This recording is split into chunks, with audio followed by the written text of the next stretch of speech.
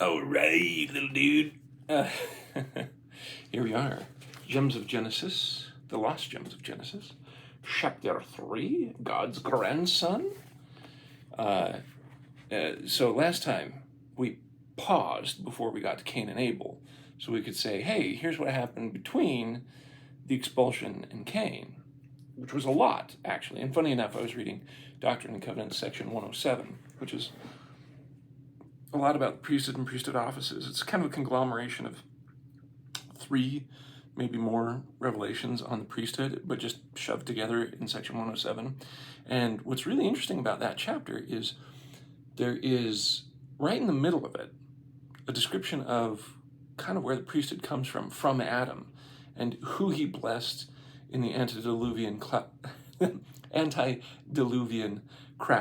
antediluvian as in before the flood, and how he blessed them and chose them, etc., and the blessings being passed from one to another, and a little bit why. It's very short and simple, so it doesn't go into huge details, but really cool. But now we're on to God's grandson. Cain gloried in his wickedness. The TLDR, although the Bible has little time for the first curse, the extra-biblical accounts agree with Joseph. The story of Cain and Abel is a story of Cain rejecting God, not God rejecting Cain. And the source of all was Satan. Cain planted the seed for the world before the flood. He founded the wickedness that would reap complete annihilation. I wonder if he meant Cain planted the seed of wickedness for the world before the flood. But, typos happen. That's life. I know what you're thinking. Are we talking about the giants yet? Patience, dear reader, patience. We're getting there. If the giants are the weeds, then Cain is the seed. Oh, I wonder, well, yeah, you could be talking about that then. If the giants are World War I, then Cain is Prince Ferdinand descending to put the top down that day. If the giants are like the bubonic plague, then Cain is like the kid who begged his mother to bring home a pet rat. In order to understand the giants, we gotta understand Cain, the start of it all. Hard to believe, but just like Pol Pot, Joseph Stalin, Alyssa Grinfeld, if you don't know her, that's an anti-Mormon lady on YouTube, and Anakin Skywalker, even Cain began as a sweet, innocent baby. One often wonders, where did things go bad? The bumper sticker explanation is that Hitler was rejected from art school, Saruman stared at a screen too long, and Cain had his sacrifice rejected. But Joseph Smith Jr. and a slew of apocryphal discoveries reconstruct the Cain story to give much-needed context to the rest of the Bible saga. Joseph reveals nothing about Cain before the altar off, except that Eve named him Cain for she had gotten a man from the Lord, which is the same as Genesis. Unlike Genesis, Joseph will eventually reveal the deeper meaning of Cain. For now, we need apocryphal sources to set the stage. At his birth, the Greek account says that Cain's alternate name was let's see here. The Greek account. I'm not sure if Greek is close to Latin, because if it's close to Latin, I would pronounce this adeiaphotos. Adeiaphotos. Or you could say it adiaphotos. Or, if you want to slur it together, adeiaphotos, which is sometimes interpreted to mean diaphotos, or devoid of light. Ooh, interesting. But this seems like a latter interpretation. I would agree. The mother names their child devoid of light? Yeah, no, I wouldn't think so. It's not hard to imagine a later scribe tweaking the name from something like Adeiaphotos, meaning gift of light.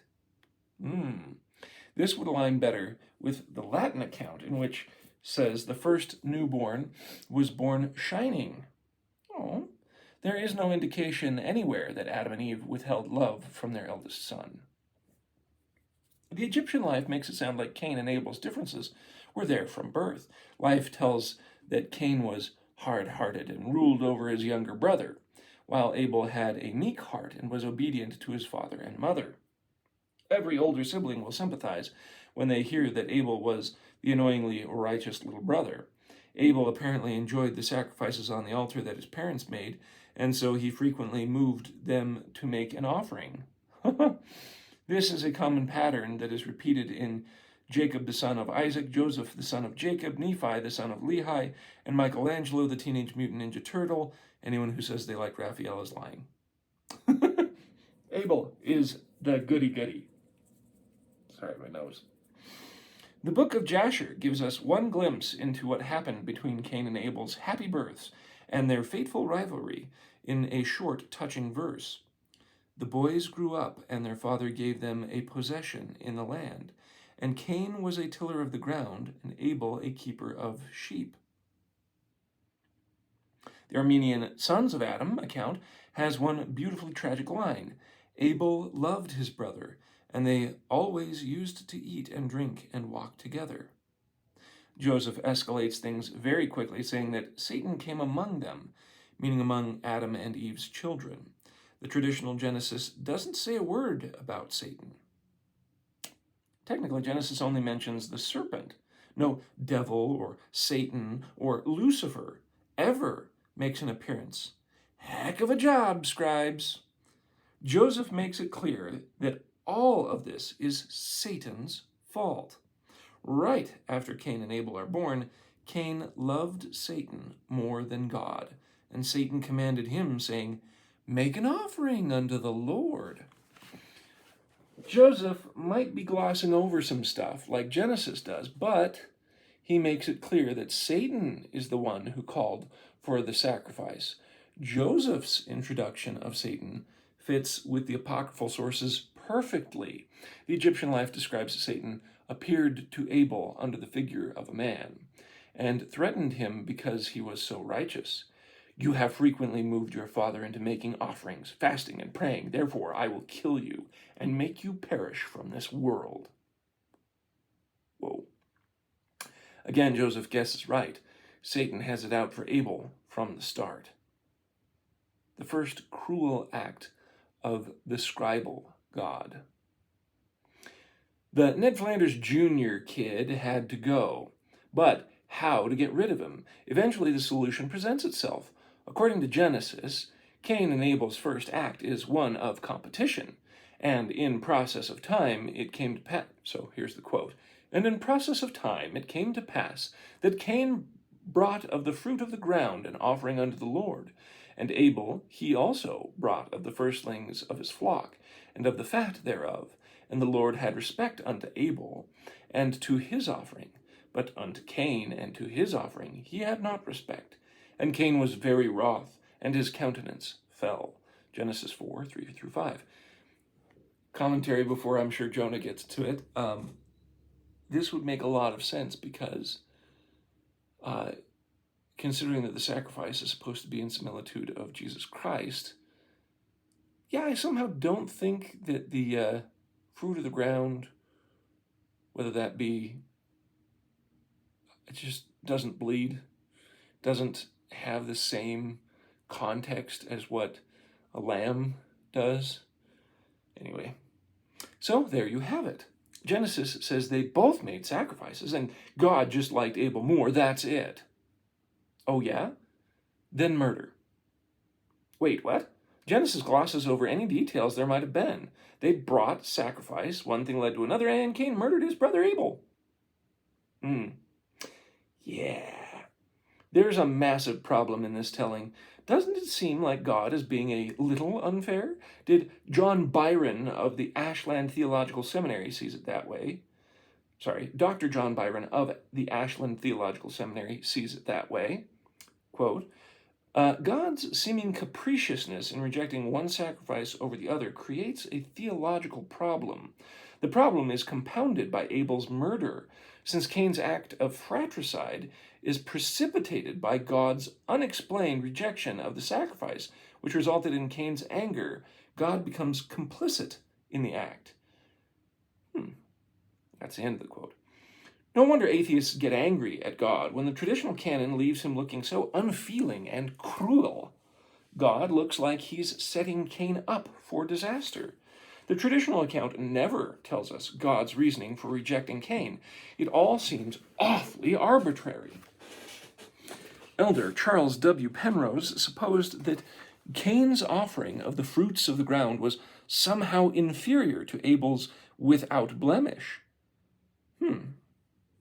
The title of Elder Penrose's discourse is Sincerity Alone Not Sufficient.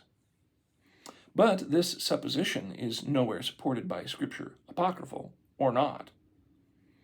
Emperor Julian was rightly confused by guesses like this one. In 347 BC, Julian tried to lay bare the conundrum of Cain's rejection. Quote, For the zeal of the two men was equal, in that they both thought that they ought to offer up gifts and sacrifices to God. But in the matter of their division, one of them hit the mark and the other fell short of it. How, and in what manner? Unquote. Ooh, interesting. Julian makes a fair point. Both brothers brought the required sacrifice, right? I don't think so. Why did God accept Abel but not Cain? What made God reject Cain so capriciously? St. Augustine tries to answer the emperor's question. Quote, Although Cain gave something of his own to God, he gave himself to himself. And this is precisely what is done by all those who follow their own will rather than God's. That is, who live in perversity of heart rather than righteousness of heart, and yet still offer gifts to God. They suppose that by means of these gifts they are buying God's help, not in healing their debased desires, but rather in fulfilling them. For the good make use of the world in order to enjoy God, but the evil, in contrast, want to make use of God in order to enjoy the world. I mean, that's a fair sentiment, and I can see where he gets it from the story. So, Augustine goes on further to say that Cain was not rightly divided because he didn't sacrifice according to the right places or times, or the things offered. That's an awful lot of psychoanalysis for 2 lines of text. Genesis says nothing of the sort. I get it, like going on little to nothing. That's pretty good. But I would think his guess of things offered is more closer to the mark, but we'll see. Another theologian reads back into the verse about Cain becoming the tiller of the ground and supposes Cain chose farming probably with the feeling that he could subdue nature to his own purposes. This shows that Cain had a spirit of self-confident or sullen alienation from God. That's why Cain never attained the meekness and the patience, the tenderness, the charity which sweetens the life of society. Instead, Cain only discovers the proud, vindictive, self-glorifying war song of Lamech. Aha! So it's farming that made him do it. These poor theologians are desperate for any clue to justify God's anger at Cain. Genesis leaves paltry breadcrumbs that the lawyers stack into stumbling blocks. And honestly, some of those takes weren't terrible, but you get where they're coming from. In reality, theologians like Augustine are talking out of 2 sides of their mouths here. On the one hand, Cain is rejected because of the perversity of heart. Well, on the other, it's because Cain just flubbed the regulations. So, which is it? That's interesting. I'm wondering if he intended it to be kind of a conglomeration. Was Cain doing everything right, but his heart was impure? Or did he just misread the sacrifice manual? And while we're asking questions, how did Cain ever know that his sacrifice wasn't respected? Was there a little blinking red light on the altar? Emperor Julian is asking obvious questions, and theologians like Augustine are trying their best. But right or wrong, all these men are admitting that Genesis is not sufficient. The reason God rejects Cain is a crucial one. It could be the difference between an unjust God and a just one. It is also the difference between a complete canon and an insufficient one. Lost on the Academy is the irony when theologians claim the Bible is sufficient. One is wont to ask, then who needs you? Imagine a plumber coming to your home and raging at you for complaining about a leaky faucet. It's perfect, he shouts. The leak must be part of the intended design. Oh, and that'll be $500. The Bible is leaking, and if the pompous plumbers of the pen won't plug the pipes, then they shouldn't put down the reparative patchwork proffered by the apocrypha or the practical prophet from Palmyra. Jonah, love it. With Cain's rejection, there must be more going on here than the Old Testament lets on. In order to unravel this mess, we must look outside the traditional canon. Harshest friend zoning ever. Unless you're Ilhan Omar, marrying one's sibling is going to make you a bit uncomfortable. So let's get this awkwardness out of the way from the start by saying it had to happen somehow. At some point, Adam and Eve's children had to get married. And atheists, you're not off the hook either. Even Darwin has to account for a population of one somehow breeding. This isn't European royalty or small-town Alabama cousins. This was part of God's plan. So let's all be glad we're thousands of years past this. Let's just fast forward to when there were 2 young men and 2 young women, and Adam was the father of the 2 young women. Get your ickies out. Let's get on with the story.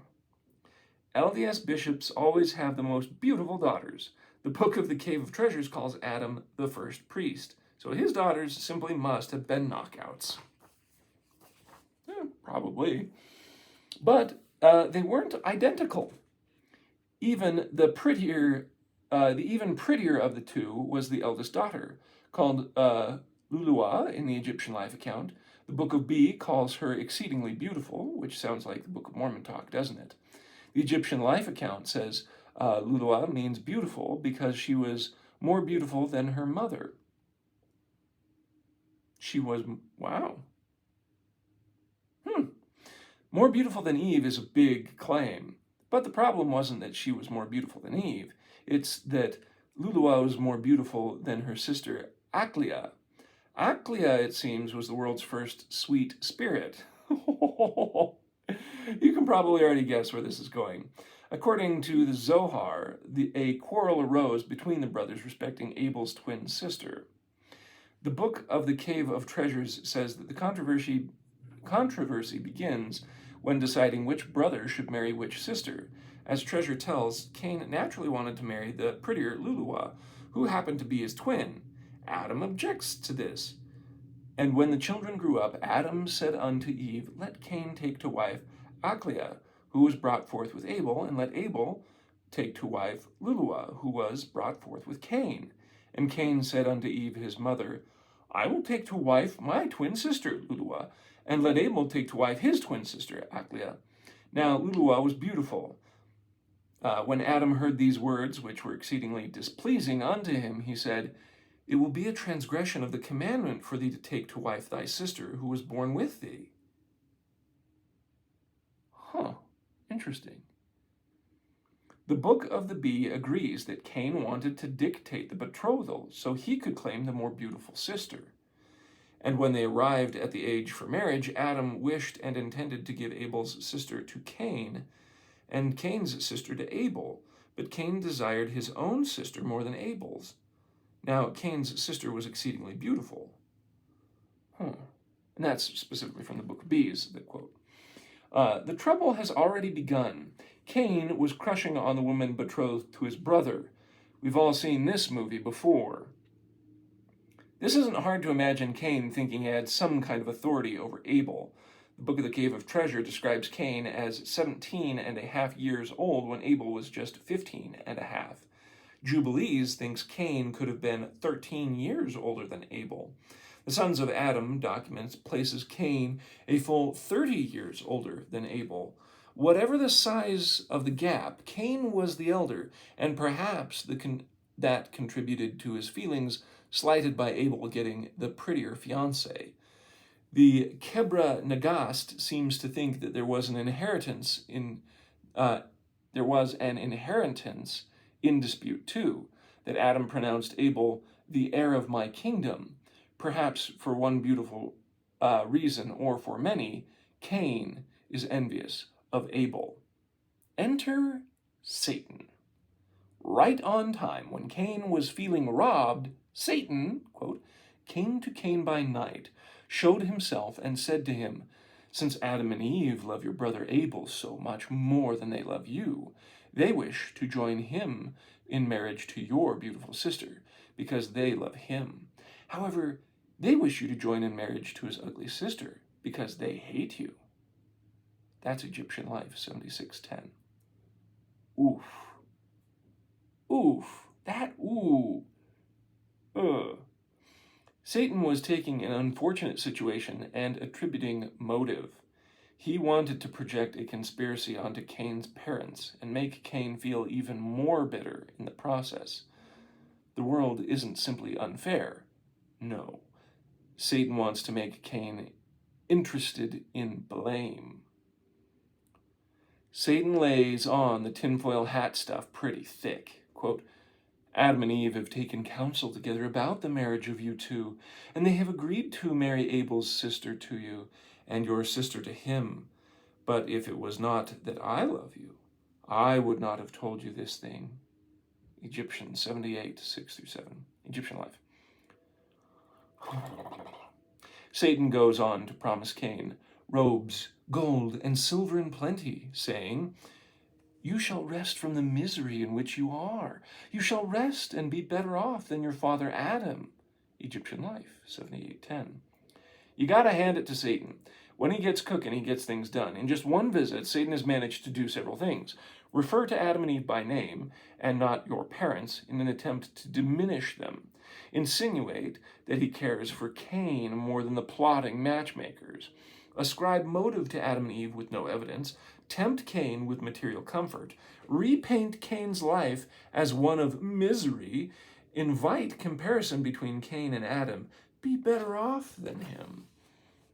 Satan's plan works.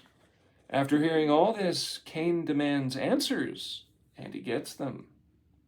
Quote, when Adam heard these words, which were exceedingly displeasing unto him, he said to Cain, it will be a transgression of the commandment for thee to take to wife thy sister, who was born with thee. Unquote. That's from Treasures, 69. Satan was right. Cain is furious. Why are you planning to take my sister to wed her to my brother? Am I dead? That's from B, the other apocryphal source. Already Satan has used privy knowledge to get his foot in the door with Cain.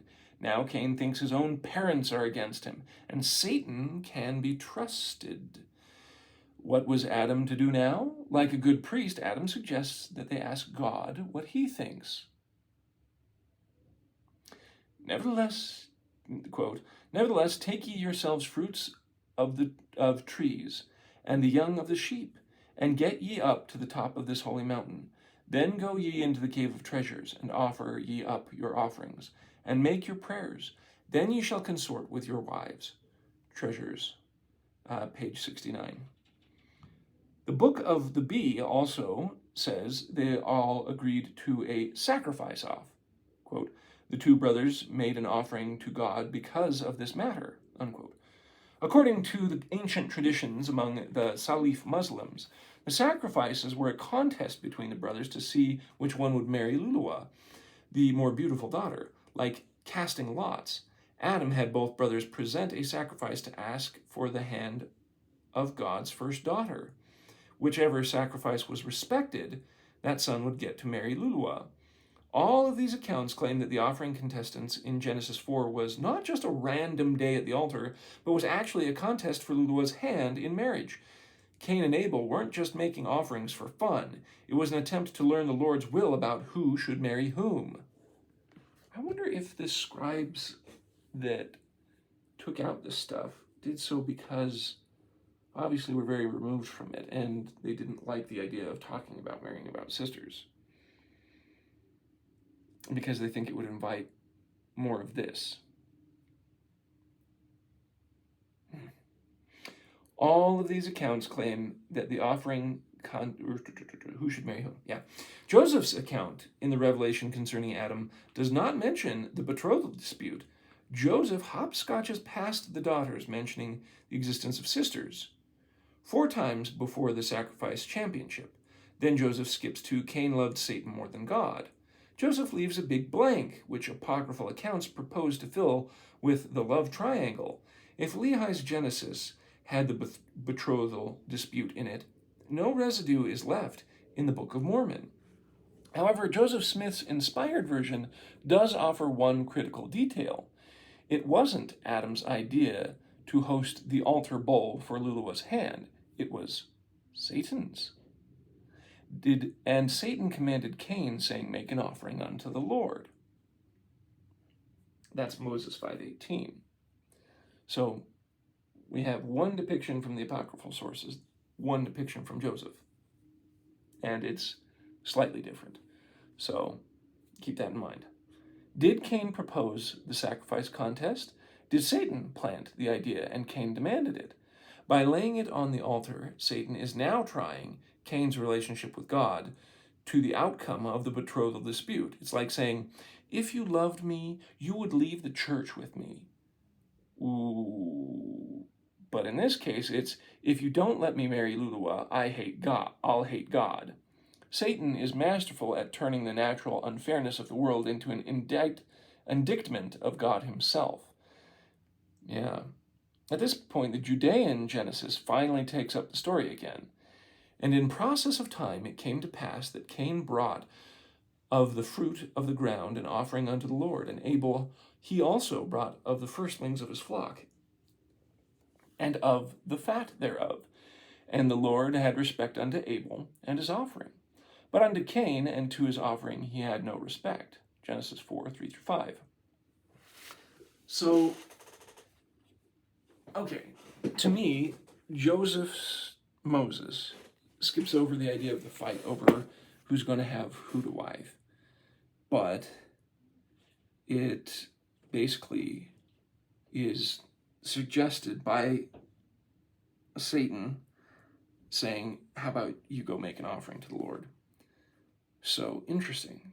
The Apocrypha does add more detail and reasons behind it. Okay.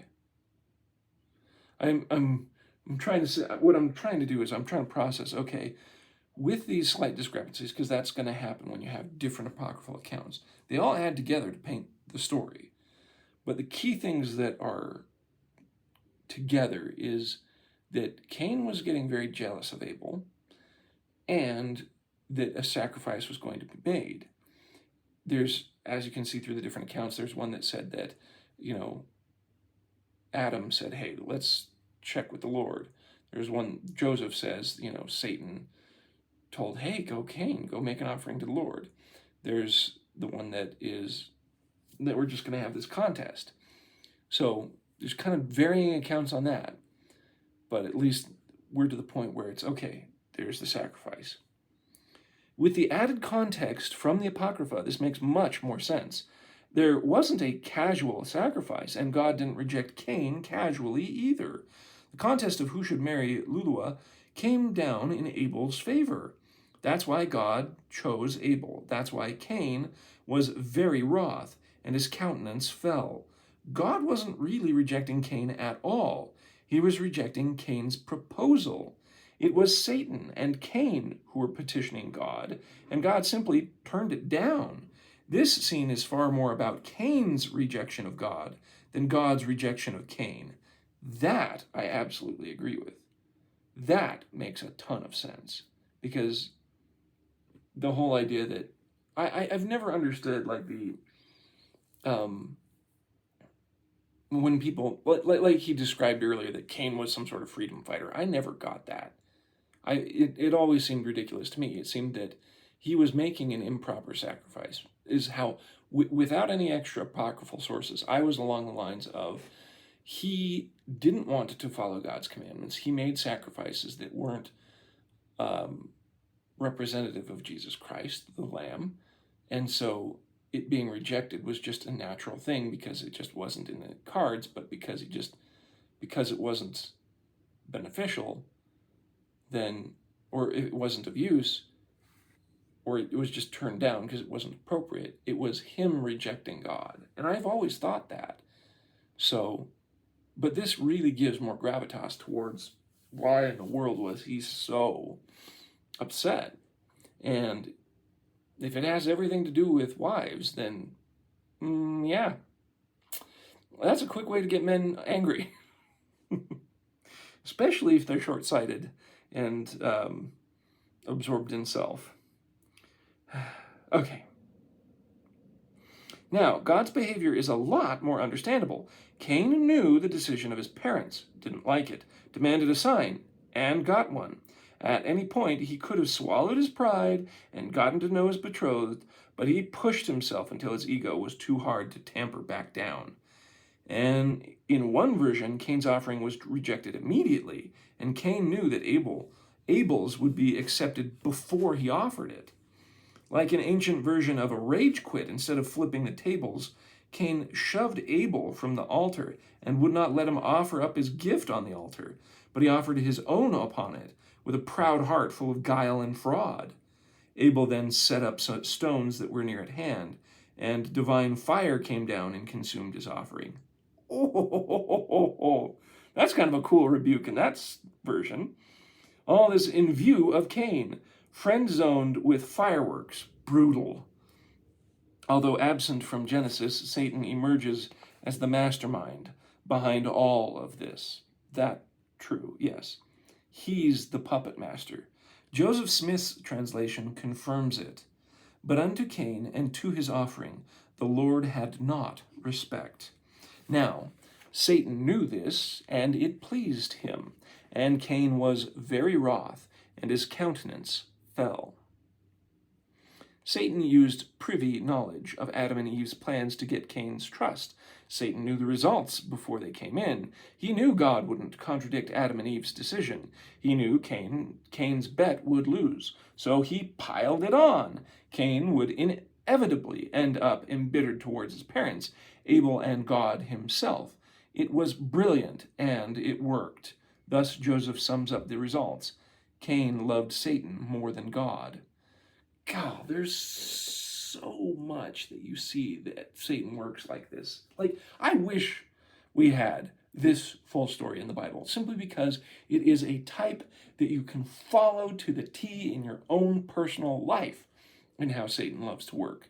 He loves to say, well, why don't you do this? Why aren't you? Well, everyone else is doing it, or everyone else has the ability for this. They're just all the different ways he wheedles in to your mind and your heart to try and do what is wrong. This is, real good. This is how he works. And yet that's all, no, we can't have Satan in the Bible. That would be too much. At this point, Genesis records God's admonition to Cain, saying, if thou doest not well, sin lieth at the door. That's God's admonition to Cain. But Joseph's account expands this again, pointing to the source of evil, the true source of evil. Quote. Sorry, I was just looking at footnotes. So that was Genesis, the one where sin lieth at the door. Now back to Moses, and this is the quote here. Satan, quote, Satan desireth to have thee, and except thou shalt hearken unto my commandments, I will deliver thee up, and it shall be unto thee according to his desire, and thou shalt rule over him. For from this time forth thou shalt be the father of his lies. Thou shalt be called perdition, for thou wast also before the world. And it shall be said in time to come, that these abominations were had from Cain, For he rejected the greater counsel which was had from God. But this is a cursing which I will put upon thee, except thou repent. Wow, that's a lot. Okay. He warns him. Well, I just wanted to recap for my own sake. Satan desired to have thee. Unless you hearken to the commandments, you're going to be delivered up. It's going to be you're going to be doing according to Satan's desires. Satan's going to rule over you, and then you'll be the father of lies. You'll be called perdition, because you were also, before the world was, giving premortal existence information. And the abominations were had from Cain, because he rejected the counsel of God. Oof. I'm trying to absorb this into how I could use that today. Whenever we reject the counsel of God, it's our little perdition, our little turning away. Okay. So, sorry. I like doing that every once in a while. Pause, just like, okay, that was a lot that the Lord told him, hey, look out. You're going to have this. You got to take care of this. Sometimes teaching children, it's really hard because I've been making this distinction to my children recently that you may have the skill, like you may be able to do the dishes or clean your room or other things like that. The secondary skill is the idea of doing it without complaint, doing it with a joyful heart, or having joy in just accomplishing the task. Because those are key skills as well. In fact, in some ways, they're more valuable than the original skill itself of just being able to do the thing. And so, yeah, it's fascinating when it's kind of like God is sitting here saying, look, here's the secondary skill. You got to learn to follow the commandments, and you've got to not reject, or otherwise, here's the stick. We'll whack you with problems, but it's not because of us. It's because this is just what happens. On the other hand, here's the secondary skill, which is just beyond, hey, making a sacrifice. Anyway, supported by the apocryphal discoveries, Joseph's account of Cain is completely different from that of Genesis. According to Joseph, Satan had already been hard at work long before the altar bowl. Cain coveted something of Abel's, at least his flocks, and in apocryphal versions, wife, but at least the flocks. Cain rejected the Lord first, before his offering was rejected. Cain loved Satan more than God. Satan proposed the offering, not the Lord. After the rejection, the Lord still sought after Cain and tried to warn him and call him to repent. That's a lot more fleshed out. Meanwhile, the KJV be like, the Lord said, Cain, you bad. Then Cain said, guess I'm be bad now. And the Lord was like, wait, what? Joseph is effortlessly unraveling the tangle of Cain, and the newly found texts support him all along the way. If you've ever been dumped before, you can imagine how awful this whole episode felt for Cain. This was the most embarrassing, public, biblically huge dumping in history. Now he had to be content staying just friends with his crush.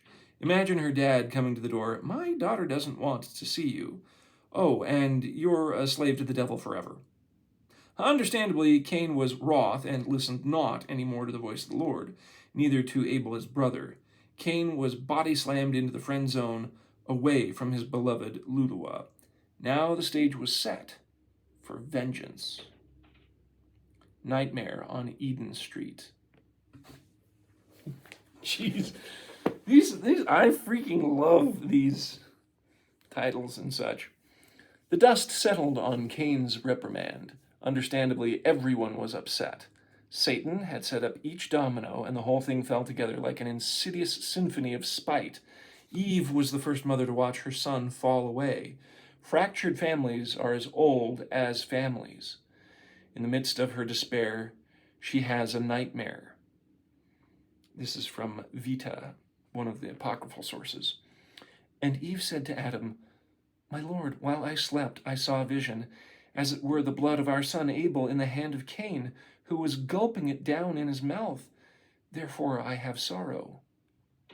Ooh. In Leviticus we read, for the life of the flesh is in the blood. Ancient Hebrews thought that blood, quote, is the life of all flesh, the blood of it is for the life thereof. Therefore I said unto the children of Israel, ye shall eat the blood of no manner of flesh, for the life of all flesh is the blood thereof.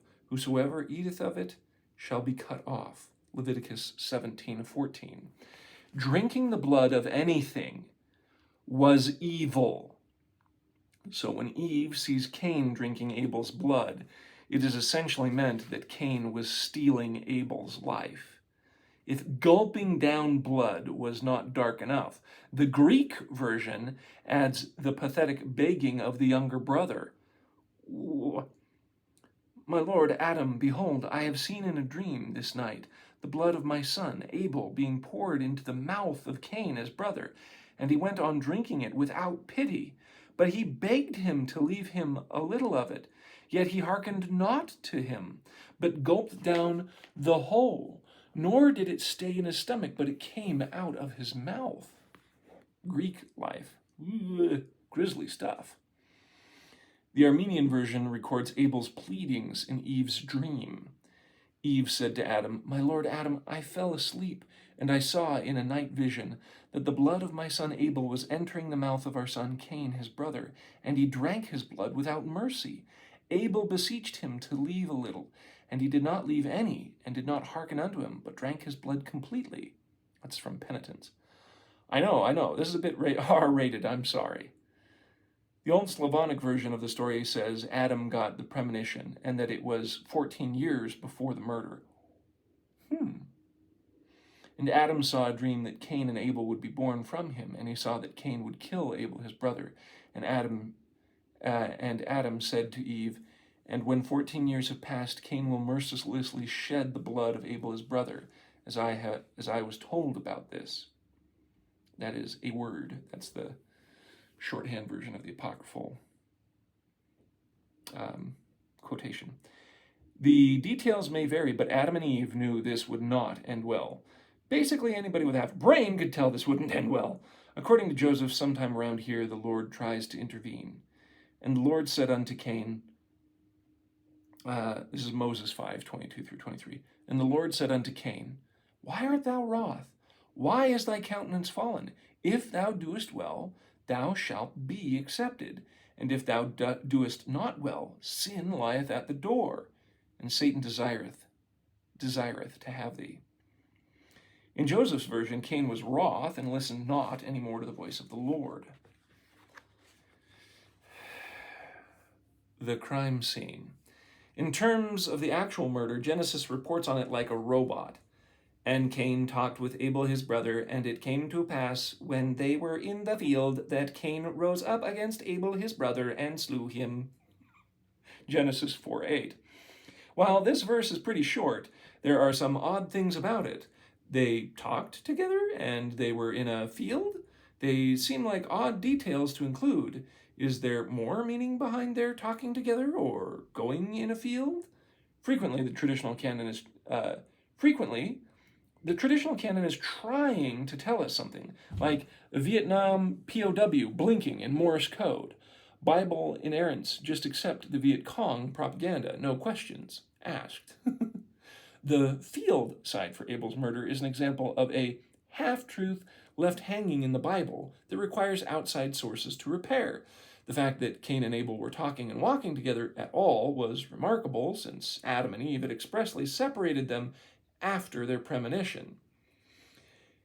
And Adam said, alas, if Cain slew Abel, yet let us separate them from each other mutually, and let us make for each of them separate dwellings. And they made Cain an husbandman, but Abel they made a shepherd, in order that in this wise they might be mutually separated. That's from Egyptian life. Yeah, it was pretty smart. In several apocryphal accounts, the first family lives on a mountain.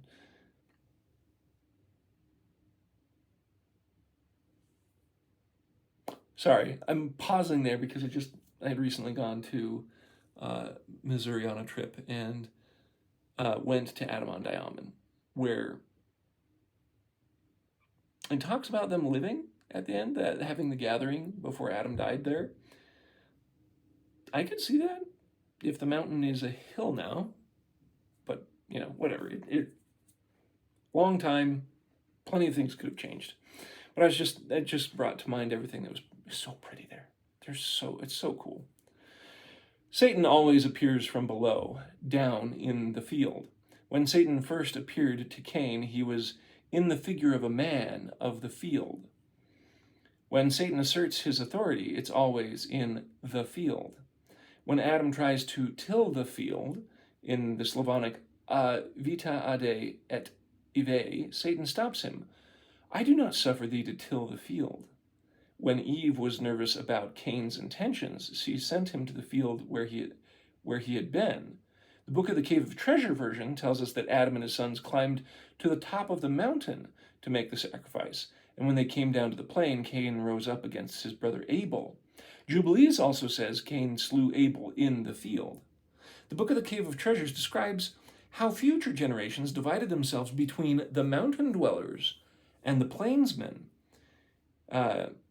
Canaan, a good guy and grandson of Seth, would later, quote, pray over all the patriarchs and commanded them, saying, I will make you swear by the holy blood of Abel that not one of you shall go down from this holy mountain into the camp of the children of Cain, the murderer. For ye all know well what enmity hath existed between us and them since the day whereon he killed Abel. That's Treasures, page 81.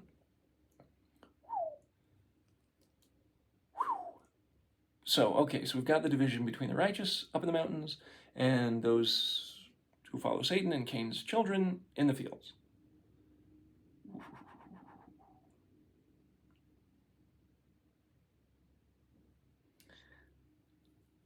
Ooh, interesting.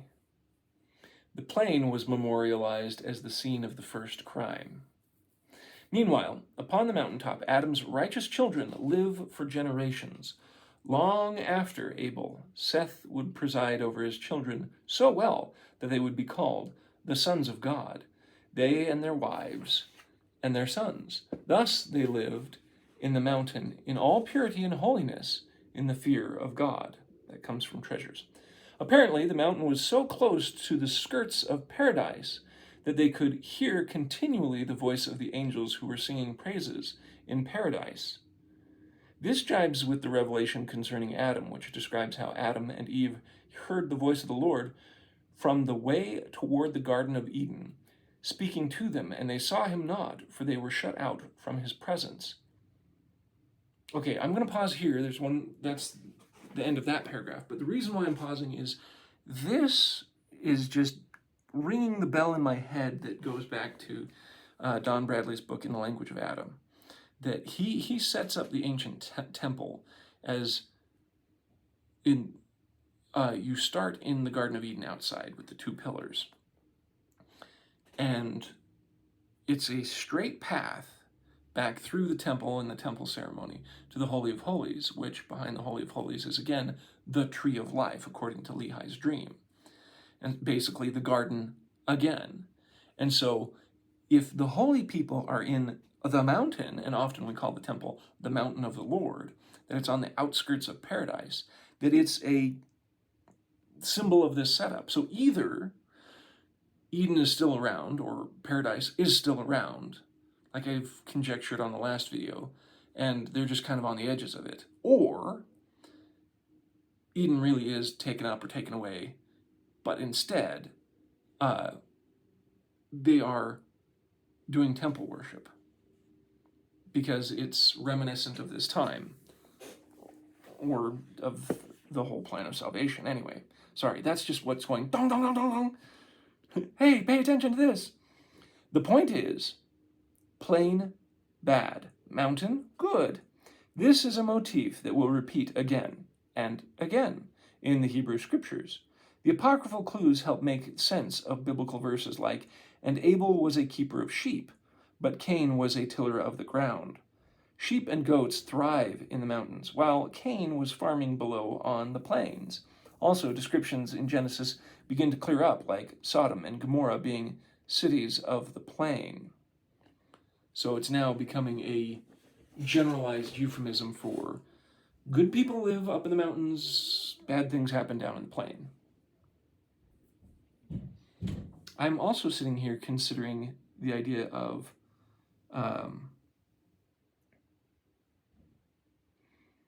keeper of the sheep and a tiller of the ground. The field is white and ready to harvest, of trying to get people out of the plain. That's what's been coming to mind, is that just that verse, the field is white and ready to harvest.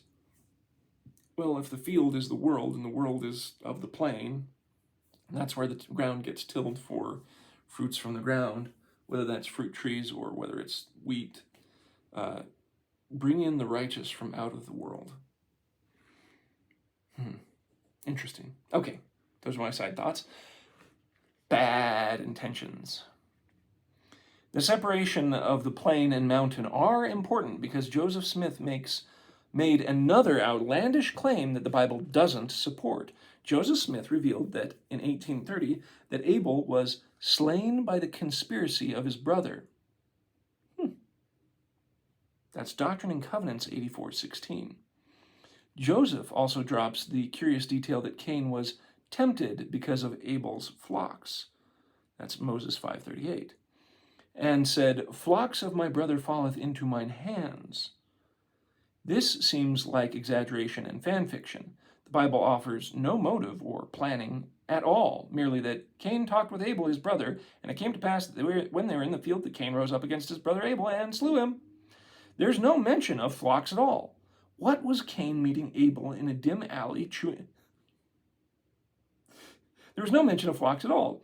What, was Cain meeting Abel in a dim alley chewing on a cigar? "Those some nice flocks, Abel. I'm gonna make you an offer you can't refuse." Isn't Joseph stretching a bit by calling it a conspiracy? No, he wasn't. The Book of the Bees says Cain was angry with God and envied his brother, and he persuaded his brother to come out into the plain. One begins to get the idea that this isn't a crime of passion, but a methodical, premeditated, cold-blooded scheme. Cain calls out to Abel and asks a favor. This is from Egyptian Life. "Oh, brother, the country is so beautiful, and there are such beautiful and pleasurable trees in it, and charming to look at. But, brother, you have never been one day in the field to take your pleasure in that place. Today, oh, my brother, I very much wish you would come with me into the field to enjoy yourself and to bless our fields and our flocks. For you are righteous, and I love you much, oh, my brother, but you have alienated yourself from me." Then Abel consented to go with his brother Cain into the field.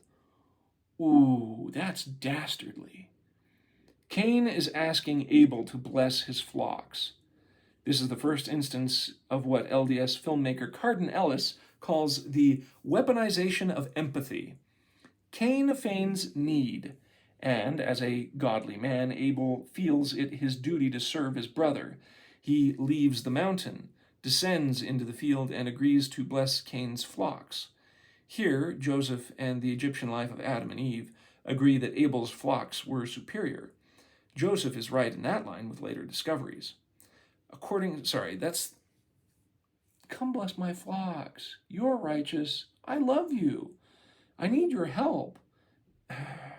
You've alienated yourself from me." Dude, not only is it weaponizing of empathy, there's an acronym for this that I saw recently on the internet. In toxic relationships, the person who is manipulating reverses the situation from what it really is. Most people will just sit there and say, "Oh, it's gaslighting," because most people understand that concept now, which is kind of true, because, he's asking for something. So as a con artist, you show trust in someone, that makes them more easy to show trust in you. He says, "Well, I love you." Really, you were the one who was really pissed off in the first place. And then you have alienated yourself from me. Again, empathy is one of those things where you're like, well, I can see where he's coming from. But at the same time, are you serious? Are you really doing this? Because Cain is the one that alienated himself from everyone in the family. Everyone. Because he loved Satan more than God. And he was the one who was angry and sorry. I find those verses a lot more sinister. According to Egyptians' life retelling, Cain talked to Abel and comforted him to make him forget everything. Cain didn't want Abel rethinking his straying from the mountain. After a long walk, Abel finally stops and asks, "Where are those sheep of thine you told me to bless?" This is when Cain strikes. Oh, and he lied about there being flocks.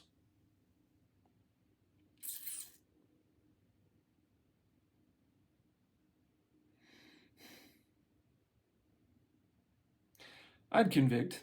First degree. The mechanics of murder. The mechanics of the first murder are hard to pin down. The Egyptian version says Cain beat him with the staff. The Treasures says Cain killed him with a blow from a stone of flint. The Armenian account gets quite detailed. Now Cain was bitter toward Abel. He wanted to kill him, but he did not know how to kill, for no other murder had taken place. As they're walking, Cain convinces his little brother to play a game of strength. Cain will tie up Abel, then see who can break it. Abel agrees, and this is eventually bound to the tree with a vine branch from his feet to his head. It's like children playing Houdini. By this time, Abel catches the plot. He figures out that his older brother means to kill him. The book of Jasher says that Abel warns his brother, "And now if thou shouldst slay me here, surely God knoweth thy secret views, and will judge thee for the evil which thou didst declare to do unto me this day."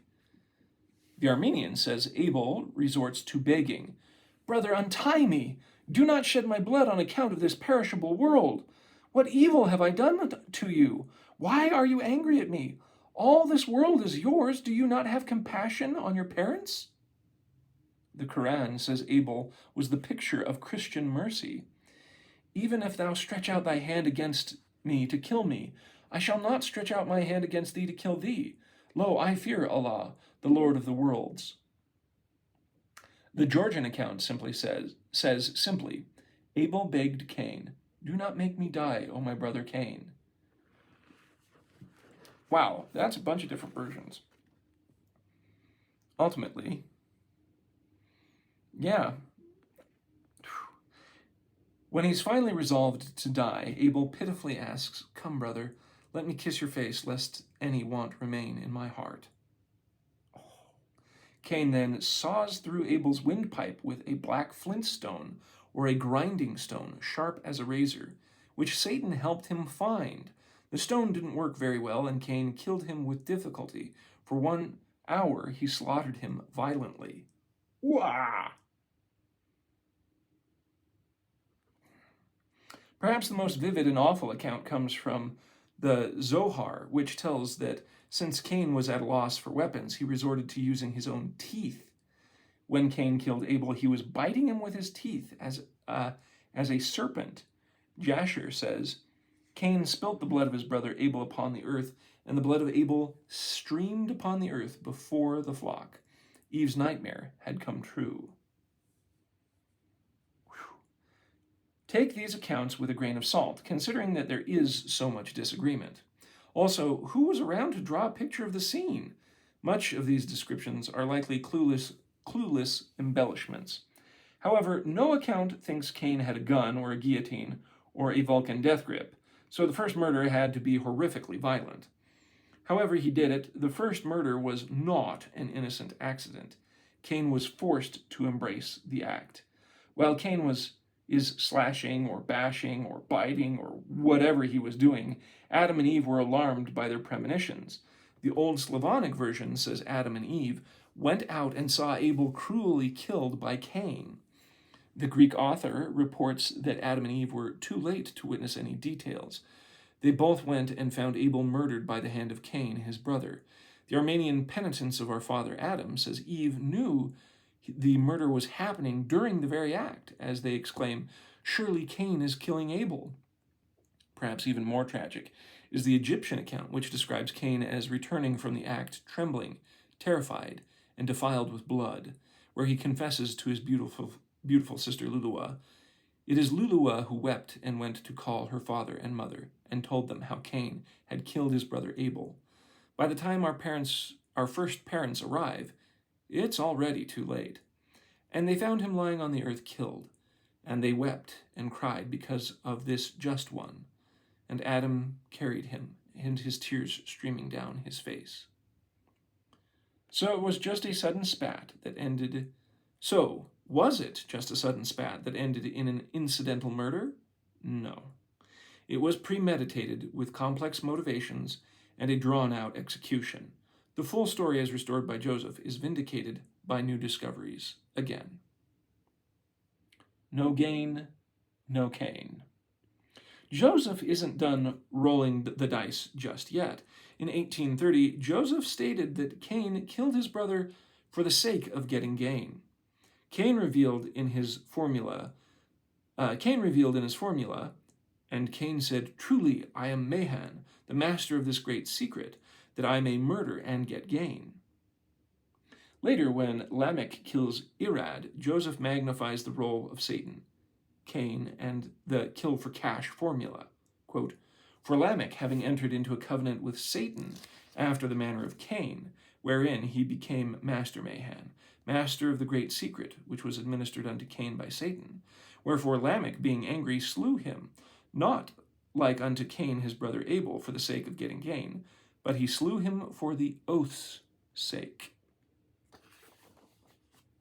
So, Cain's scheme was to murder for gain. But what did Cain gain? He was savagely cursed, not benefited. Joseph's idea that Cain increased from this exchange would have looked strange in 1830. Is this Joseph just being dramatic, making things up again? Hebraists would later point to etymology and confess that Joseph might have been on to something, since Cain, in Hebrew, shares a common root with the Hebrew kana, the word meaning to get or to gain. There's also an adjacent meaning, to buy, which fits well with Satan's temptation in the Egyptian account, "Obey me, and I will bring you to your wedding day beautiful robes, gold and silver in plenty." Satan was using money as a temptation as far back as Adam, a fact that will be familiar to temple-going Latter-day Saints. Sorry, I need to check something.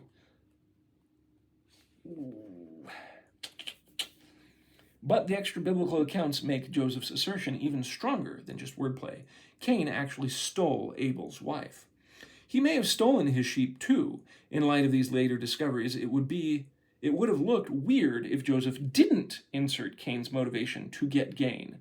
The entire catalyst for the murder of Abel was Cain's hopes of stealing Abel's wives or flocks, or place in the family hierarchy. Joseph restores the truth of Cain's premeditated greed and thereby vindicates God for applying an appropriate curse.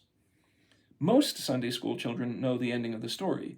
God curses Cain, and Cain turns into Sasquatch and frequents convenience stores in the Pacific Northwest, where he subsists on Slim Jims. Obviously. But Joseph goes much further, showing that Cain became the founder of the anti-priesthood, a covenant with Satan. From the days of Cain, there was a secret combination, and their works were in the dark. And thus the works of darkness began to prevail among all the sons of men. And God cursed the earth with a sore curse, and was angry with the wicked, with all the sons of men whom he had made. Moses 5:51 and 55 and 6 through 6. Joseph states that these abominations were had from Cain, but never details what those abominations were. In the following chapters, with the help of new discoveries, these abominations will turn out to be the appeal to empathy, lies, murder, wife kidnapping, and plunder. Also many, many more. These are exactly the pieces of the future secret combinations that would spread like sepsis through the children of Cain. The testament of Adam sums things up thus: Cain the murderer slew his brother through jealousy because of his sister. The Armenian Sons of Adam's account, the narrative fills in with details. Quote, when Adam and Eve learned of Abel's murder, they went and brought with Abel's blood-smeared corpse, and they wept and mourned a long time. They wept and groaned on the account of their sons. Despite one being the victim and the one being a monster, Adam and Eve weep for both of their sons. All right, I'll have to come back to finish this next time.